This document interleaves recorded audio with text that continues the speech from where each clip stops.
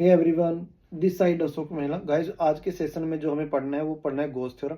But Gauss theorem पढ़ने से पहले हमें एक बहुत इंपॉर्टेंट टॉपिक है जो उसका कोर कंसेप्ट है, वो है इलेक्ट्रिक फ्लक्स। तो इलेक्ट्रिक फ्लक्स को समझने की जरूरत है।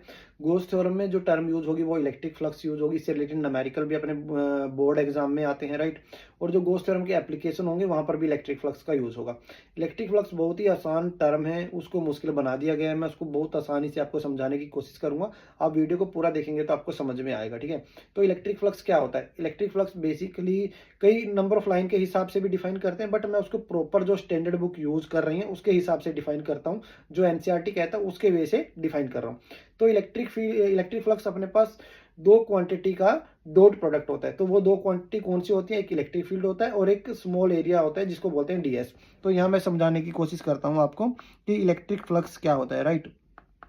तो यहाँ पर अगर मैं इलेक्ट्रिक फ्लक्स को डिनोट कर रहा हूँ तो इलेक्ट्रिक फ्लक्स को डिनोट करूंगा मैं किससे? डी फाई से, राइट। और यहाँ पर मैं इसको लिख रहा हूँ E dot D S, right. E क्या है? इलेक्ट्रिक फील्ड है अपने पास, और डी एस क्या है? स्मॉल एरिया है। ये इन दोनों के बीच में क्या यूज हो रखा है? Dot product, right. तो जब भी यहाँ से एक चीज और सीखने को मिल रही है, जब भी हमारे पास दो वेक्टर क्वांटिटी होंगी और उनके बीच में डॉट प्रोडक्ट होगा, जो आने वाली क्वांटिटी होगी वो स्केलर क्वांटिटी होगी। तो इसका मतलब यहाँ पर इलेक्ट्रिक फील्ड वेक्टर क्वांटिटी है, डीएस एरिया है, एरिया वेक्टर क्वांटिटी होती है। तो दो वेक्टर क्वांटिटी के बीच में अगर डॉट प्रोडक्ट होगा तो थर्ड क्वांटिटी कैसी मिलेगी? स्केलर क्वांटिटी मिलेगी। तो इसका मतलब हुआ इलेक्ट्रिक फ्लक्स हमारी स्केलर क्वांटिटी है। ये बात भी अपन को समझ में आ गई।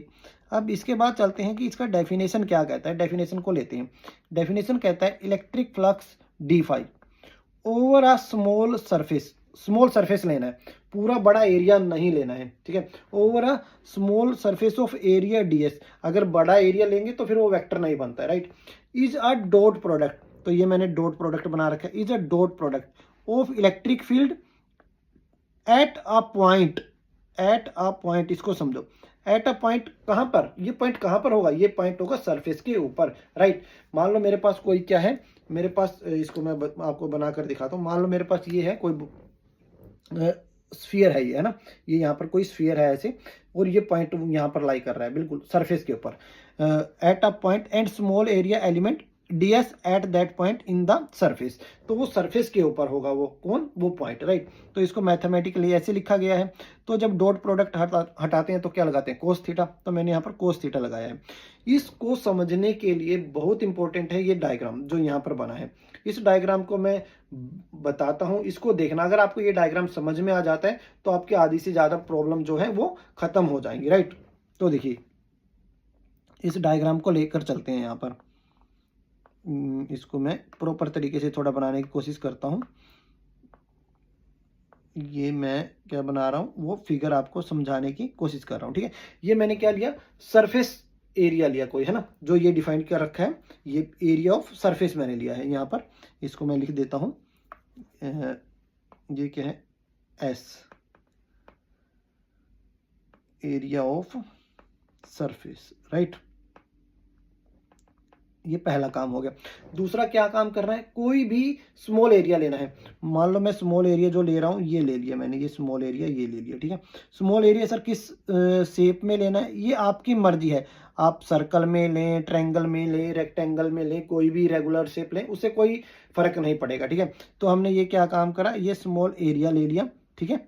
क्या लिया? ये स्मॉल एरिया डीएस। डीएस कैसी क्वांटिटी होती है? डीएस वेक्टर क्वांटिटी होती है। तो इसका एक डायरेक्शन बताना पड़ेगा, राइट। तो अब ये फिगर 3D में जा रहा है बच्चों, इसको ध्यान से समझने की जरूरत है। इसको आप ऐसे मत देखो, इसको आपको ऐसे देखना होगा जैसे ये मेरे हाथ है, राइट। इसको ऐसे पकड़ा और ये ऐसे है, समझ लो, राइट।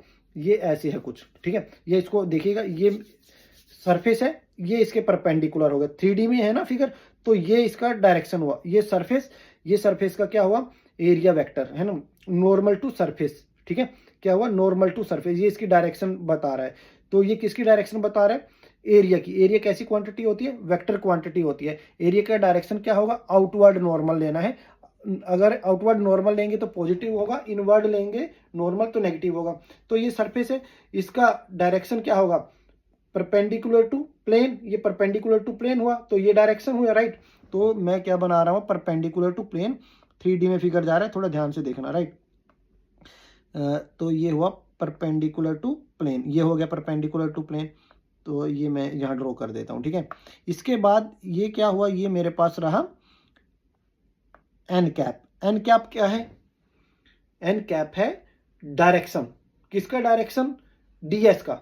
तो डीएस क्या है, स्मॉल एरिया, तो एरिया का डायरेक्शन क्या होता है, outward normal, normal to surface. ये अब यहाँ पर एक बहुत इंपॉर्टेंट चीज समझनी है। मान लो मेरे पास कोई वेक्टर है ए, तो इसके पास क्या होता है, उसका डायरेक्शन होता है, यूनिट वेक्टर होता है और उसका मैग्नीट्यूड होता है, ठीक है। तो अगर मैं यूनिट वेक्टर को लिखूं तो यूनिट वेक्टर क्या होता है, a vector divided by magnitude of that vector. यहाँ से एक चीज सीखने को मिलेगी बच्चों, वो बहुत इंपॉर्टेंट चीज है, ध्यान से देखना। मान लो मैंने कोई वेक्टर लिखा और ये क्या है, उसका यूनिट वेक्टर और ये क्या है, मैग्नीट्यूड। यूनिट वेक्टर का डायरेक्शन कौन सा होगा, जो वेक्टर का डायरेक्शन होगा, या ये बोल दीजिए जो वेक्टर का डायरेक्शन होगा उसके अलोंग क्या होगा, यूनिट वेक्टर होगा, ठीक है। तो अभी मेरे को किसका डायरेक्शन निकालना है, मेरे को निकालना है डीएस का।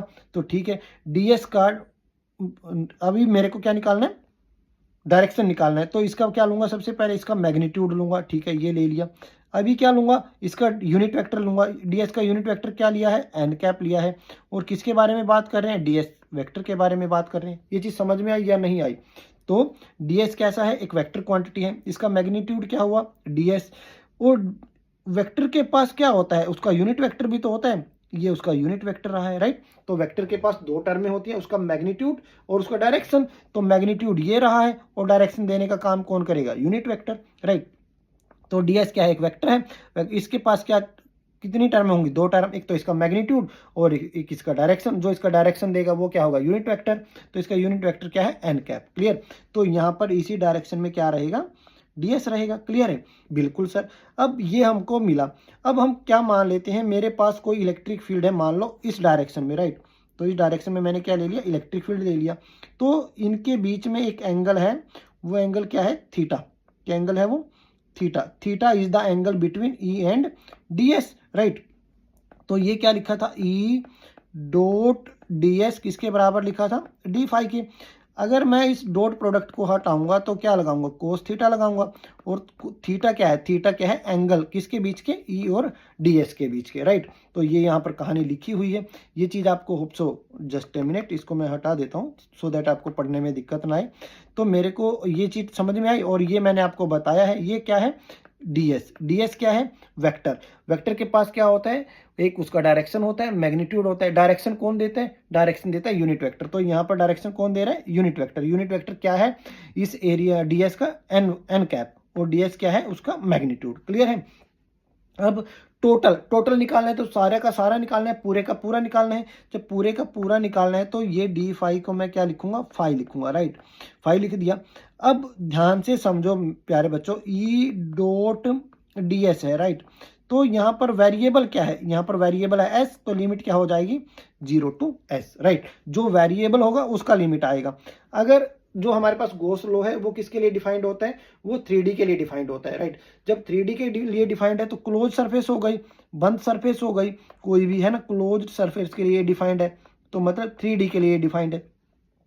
जब मैं इसको क्लोज सरफेस के लिए डिफाइंड करूंगा तो ये क्या होगा, ई डॉट डीएस, और क्लोज सरफेस के लिए हम ये बना देते हैं, राइट। तो उस केस में लिमिट नहीं लगाते हैं। तो यहाँ पर लिमिट किसका लगेगा, वेरिएबल का। वेरिएबल क्या है, डीएस, तो यहाँ पर एस लगाया। यहाँ पर क्लोज सरफेस की जब भी बात करेंगे तो लिमिट नहीं लगाएंगे, वहां पर ये लगाते हैं। ये रिप्रेजेंट करता है लाइन इंटीग्रल, गॉट इट। ये हमारा कंसेप्ट हो गया किसका, इलेक्ट्रिक फ्लक्स का। ये हमने जाना किसके बारे में, इलेक्ट्रिक फ्लक्स के बारे में हमने इसको जाना। अब हम क्या काम करते हैं, अब इसका कुछ एक स्पेशल केस है, उस स्पेशल केस को पढ़ने की कोशिश करते हैं जो बहुत इंपॉर्टेंट है। पहला क्या है, ये कब काम में आएंगे, ये जब काम में आते हैं जब न्यूमेरिकल हमें करना है। तो न्यूमेरिकल तो हमें बहुत जल्दी जल्दी करने हैं। तो पहला केस क्या बनता है इसमें, electric field is in the plane of surface. In the plane of surface, surface की जो है प्लेन के सरफेस में है क्या, इलेक्ट्रिक फील्ड। कैसे, लाइक दिस, देखिएगा। ये मैं क्या बना रहा हूं, ये मैंने कोई लिया है ना, कोई सरफेस ली। अब क्या काम करूंगा, यहां पर क्या बनाऊंगा, एक छोटा सा क्या बनाना है बताओ, अभी आपको बताया था, छोटा सा मेरे को एरिया बनाना है, डीएस मैंने ये ले लिया। इसके बाद हमें क्या काम करना है, एक इलेक्ट्रिक फील्ड है जो इन द सरफेस है, ये इन द सरफेस हुआ इलेक्ट्रिक फील्ड। अब बहुत इंपॉर्टेंट पॉइंट, फिर से देखिएगा। 3D चीज आती है तो उसको बड़े ध्यान से देखना होता है। तो ds क्या है, ये मेरे पास क्या है, ये है मेरे पास ds। ds कैसी क्वांटिटी है, एरिया। एरिया कैसी क्वांटिटी होती है, वेक्टर। वेक्टर का क्या होता है, डायरेक्शन। तो इसका डायरेक्शन देना है, डायरेक्शन क्या होगा, नॉर्मल टू सरफेस। ये हमारे पास सरफेस और सरफेस के ये हुआ नॉर्मल। तो इस डायरेक्शन में क्या हुआ मेरे पास, ये मेरे पास क्या हुआ, ds, राइट। अगर मेरे को इसका यूनिट वेक्टर दिखाना है, जिस डायरेक्शन में ds है उसी में क्या होगा, यूनिट वेक्टर होगा। ये यूनिट वेक्टर लगा दिया। अब इनके बीच में एंगल देखो कितने डिग्री का है, इनके बीच में एंगल है 90 डिग्री का। ये बात समझ में आई। तो इसका कैलकुलेशन मैं कर देता हूं। तो फाई क्या होता है, EDS कोस थीटा। थीटा कितना है यहाँ पर इस केस में, 90 डिग्री। कोस 90 कितना होता है बताओ, कोस 90 जीरो होता है। तो यहाँ पर इलेक्ट्रिक फ्लक्स कितना आएगा, जीरो आएगा, राइट। अब इस केस की बात करते हैं। इस केस में क्या, electric field is perpendicular to surface. तो सरफेस बनाते हैं पहले तो, है ना।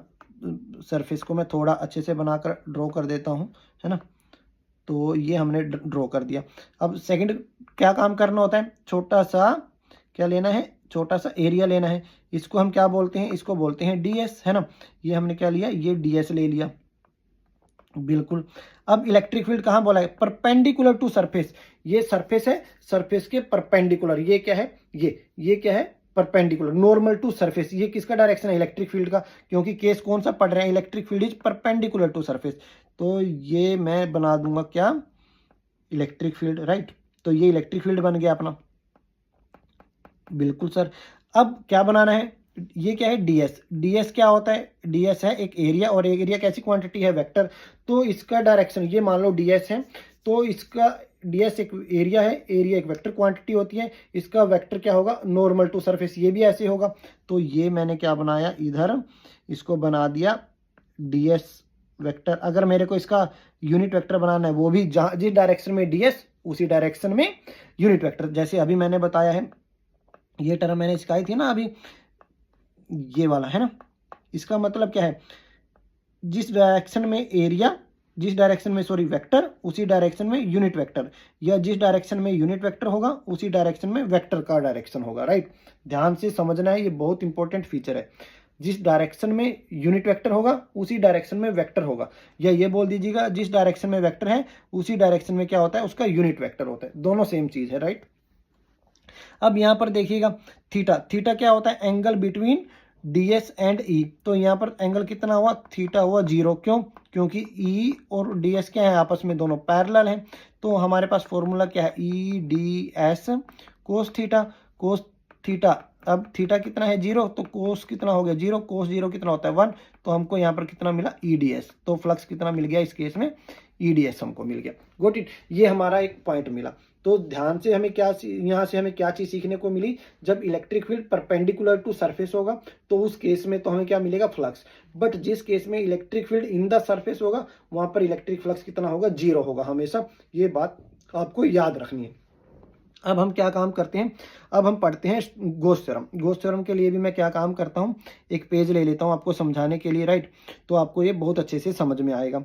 तो यहाँ पर एक हम क्या काम करते हैं, सबसे पहले एक जस्ट अ मिनट, एक स्फीयर ले लेते हैं, ठीक है। एक हमने स्फीयर लिया, इस स्फीयर के सेंटर पर मैंने कोई चार्ज रखा +Q, राइट। और इसे r डिस्टेंस की दूरी पर कोई पॉइंट है P, ठीक है। अब सबसे पहला काम क्या, इलेक्ट्रिक फ्लक्स निकालने के लिए हमें क्या काम करना होता है, दो टर्में चाहिए होती हैं, जिसमें एक में चाहिए होता है ds और दूसरी में क्या चाहिए होता है, इलेक्ट्रिक फील्ड। तो अभी हम एक ds बनाएंगे। ds क्या होगा बताओ, ds की कैसी शेप होनी चाहिए, कैसी भी शेप ले लो, है ना। ds कहां पर होगा, स्मॉल एरिया होता है, स्मॉल एरिया, है ना।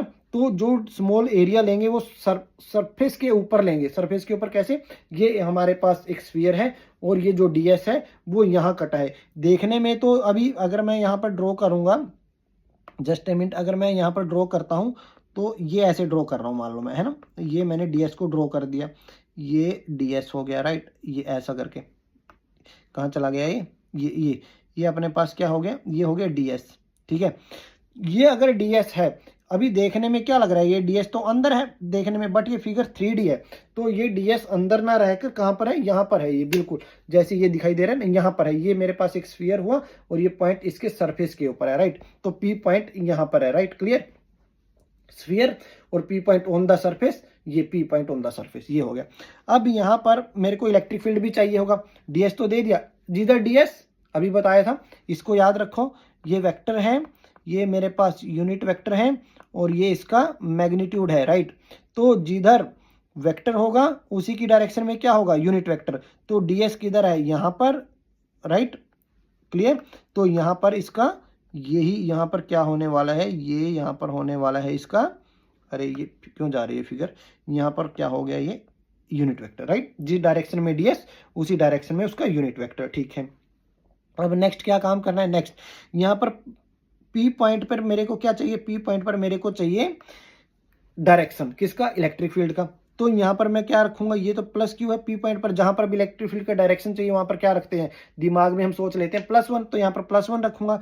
ये भी प्लस है तो ये इसको क्या करेगा, रिपेल करेगा, ये किधर जाएगा, इधर जाएगा। तो ये क्या हो गया, इलेक्ट्रिक फील्ड। अगर इलेक्ट्रिक फील्ड इधर है, और इलेक्ट्रिक फील्ड कैसी क्वांटिटी होती है, वेक्टर क्वांटिटी, अगर इलेक्ट्रिक फील्ड इधर है तो इसका यूनिट वेक्टर भी किधर होगा, यूनिट वेक्टर भी इसका इधर होगा, और इसके यूनिट वेक्टर को मान लो मैंने क्या मान लिया, आर कैप। ये इसका फिगर ड्रॉ हो गया। यहाँ से आपको सीधा सीधा पता चल रहा है थीटा क्या होता है, एंगल होता है किसके बीच में, ई के बीच में और डीएस के बीच में, इसी के बीच में होता है। और अगर फ्लक्स को लिखते हैं तो वो क्या होता है, e dot DS, theta is the angle between E and DS. यहाँ पर ई इधर है, डीएस इधर है, दोनों क्या है, आपस में पैरेलल हैं, तो ई और डीएस दोनों आपस में पैरेलल हैं। जब दोनों पैरेलल हुए तो थीटा कितना हो गया, 0, राइट। तो यहाँ से ई डीएस क्या मिल जाएगा, कोस थीटा, और कोस थीटा कितना है, थीटा 0, तो ई डॉट डीएस हमको मिलेगा। समझ में आया ना, क्लियर। कोस 0 1 होता है। ये हमारा फिगर है, और ये फिगर आपको यहाँ पर भी दिया गया है, आप यहाँ से इसको चेक कर सकते हैं। इसका कहानी मैंने बता दिया है, राइट। ये क्या काटा था मैंने, अभी आपको बताया भी था, ये डीएस है, क्लियर। अभी ये सारी कहानी आप लिख ही लेंगे, अंग्रेजी है ये। Total electric flux over a close surface is equal to 1/ε times of total charge inside. जितना चार्ज अंदर होगा वो देखना होता है, ये बात ध्यान रखनी है।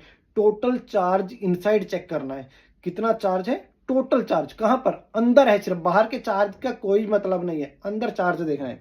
इनसाइड द क्लोज वैक्यूम के लिए एप्लीकेबल है। तो फाई क्या हुआ, 1/ε नेट चार्ज इनसाइड।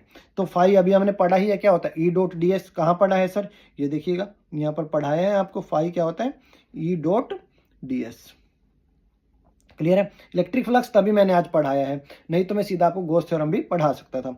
तो यहाँ पर लेट अ पॉइंट चार्ज, ये अंग्रेजी लिखी है, जो हमने ये यहाँ पर बनाया है उसकी अंग्रेजी कहाँ है, ये उसकी अंग्रेजी है। Let a point charge q is at the centre of surface of close sphere of radius r, small area of sphere कितना लिया है, डीएस। इलेक्ट्रिक फील्ड कहाँ पर निकालना है, ई पी पॉइंट पर निकालना है, यहाँ पर है ना, पी पॉइंट पर इलेक्ट्रिक फील्ड अपन को निकालना है। लिखा भी है, electric field at point P is in the surface of sphere is E. Then E क्या हुआ, कैसी क्वांटिटी होती है, वेक्टर, फिर से 1/4πε/क्यू/r²। इधर कैसा टर्म में दिखाया गया है, ये तो वेक्टर है सर, तो इधर आप क्या दिखाओगे, इधर भी वेक्टर दिखाना पड़ेगा। अगर ई है और ये यहाँ पर क्या दिखाना पड़ेगा, इसका यूनिट वेक्टर दिखाना पड़ेगा। इस यूनिट वेक्टर की डायरेक्शन क्या होगी बताओ, अभी बताया था, जिस डायरेक्शन में ई का जहां पर जिस डायरेक्शन में ई वेक्टर होगा उसी डायरेक्शन में क्या होगा, उसका यूनिट वेक्टर होगा। देखो इस डायरेक्शन में क्या है ई, और इसी डायरेक्शन में क्या है, इसका यूनिट वेक्टर आर। यहाँ पर जैसे ही, यहाँ पर मैंने ड्रॉ नहीं करा, मैं ड्रॉ कर देता हूँ, ये गलती से मेरे से रह गया है, ये डीएस और ये रहा डीएस का डायरेक्शन, राइट। किसका डायरेक्शन रहा, ये डीएस, और जिस डायरेक्शन में डीएस होगा उसी डायरेक्शन में उसका क्या होगा, यूनिट वेक्टर होगा एन कैप, राइट। तो यहाँ पर अगर चाहे तो इसकी डायरेक्शन को मैं, ये सही है, मैं एक काम करता हूँ आपकी नॉलेज के लिए, इसको क्या काम करता हूँ, ये ऐसे बना देता हूँ, राइट। क्लियर है, ऑप्शन ये आपके समझ में भी आया होगा। अगर फिर भी आपको कोई डाउट आता है तो यहाँ पर आप क्या काम कर सकते हैं, इसका नोमेनक्लेचर गलत नहीं होना चाहिए, जो आपको बताया है नोमेनक्लेचर के अकॉर्डिंग किसकी डायरेक्शन में क्या होता है ये आपको समझ में आना चाहिए, राइट। हाँ, डायरेक्शन बड़ा जरूरी है। तो सिंपल सा कहानी जो यहाँ पर लगा है वो यही लगा है, जिस डायरेक्शन में वेक्टर होगा उसी डायरेक्शन में उसका यूनिट वेक्टर होगा, या ये बोल दीजिएगा unit vector is always along in the direction of vector, वो आपकी इच्छा है।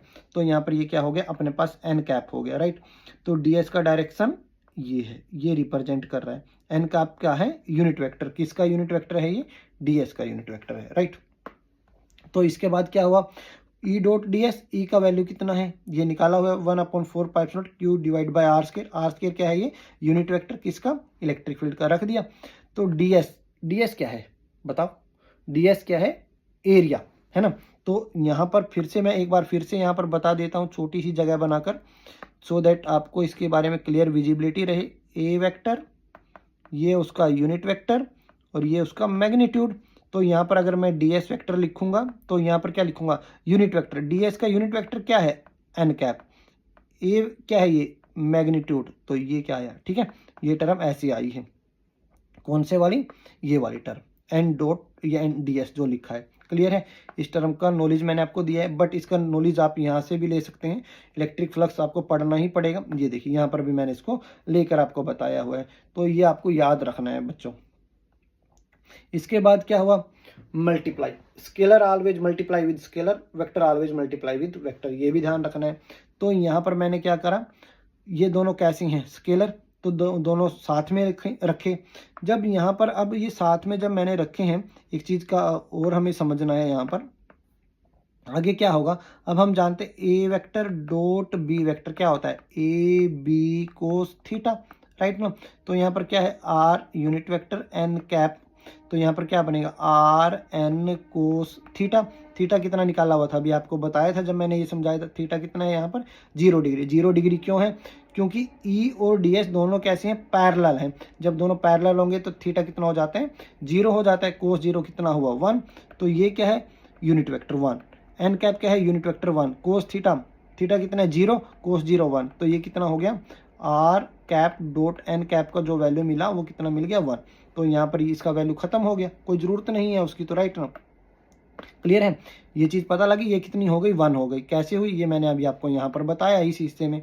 तो Q divide by r square है। टोटल इलेक्ट्रिक फ्लक्स निकालना क्या होता है e dot D s, e dot D s का वैल्यू कितना निकाला है 1/4 Q divide by r square. ये देखिए ना ई डॉट डी एस का वैल्यू कितना है, ये ई डॉट डी एस का ही तो वैल्यू निकाल रहे हो आप सारा, कितना है 1/4 Q divided by r square d s, ये निकाल दिया।